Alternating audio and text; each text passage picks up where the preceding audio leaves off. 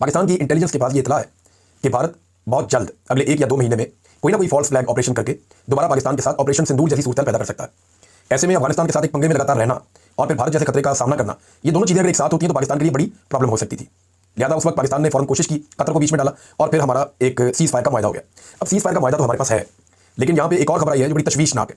खबर यह है कि बड़ी खामोशी के साथ ये काम डाला गया और इफ्तिखार फिरदौस साहब हैं और बड़े तजुर्बाकार आदमी, इन्होंने इसकी निशानदेही की। फिर हमारे कुछ और जर्नलिस्ट हैं, उन्होंने भी निशानदेही की कि कतर ने पहले जो एक जारी किया था एलामिया, कतर से जारी हुआ था पाकिस्तान और अफगानिस्तान के मुज़ाकरात का, उस एलामिया में वर्ड बॉर्डर इस्तेमाल किया गया था, सरहद का लफ्ज़ इस्तेमाल किया गया था अफगानिस्तान और पाकिस्तान के बीच में। लेकिन फिर तालिबान के कहने पर उस लफ्ज़ को खत्म कर दिया गया, क्योंकि अफगानियों का ये मानना है चाहे वो तालिबान है चाहे वो तालिबान नहीं है। अब ये आप नहीं कह सकते कि तालिबान की ये सोच नहीं, ये अफगानिस्तान के अंदर रहने वाले लोगों की सोच और पाकिस्तान में भी कुछ लोगों की ये सोच बात होती है। अफगानिस्तान में रहने वाले लोगों की ये सोच है कि ये ड्यूरेंट लाइन है, ये कोई मुस्तकिल सरहद नहीं है, हमें इसके आर पार जाने का पूरा हक है। दोनों तरफ हमारे लोग रहते हैं, कबाइल रहते हैं, यानी आधा गांव जो है वो अफगानिस्तान में, आधा गांव पाकिस्तान में है, तो हाउ इज इट पॉसिबल कि लोग आपस में ना मिले? तो वो इसको बॉर्डर तस्लीम नहीं करते और उनके कहने के ऊपर जो है वो ये कर दिया कतर ने, ये लफ्ज़ बॉर्डर खत्म कर दिया। और इससे बड़ी हैरत की बात यह है कि पाकिस्तान ने इस पर एतराज़ कोई नहीं किया, खामोशी।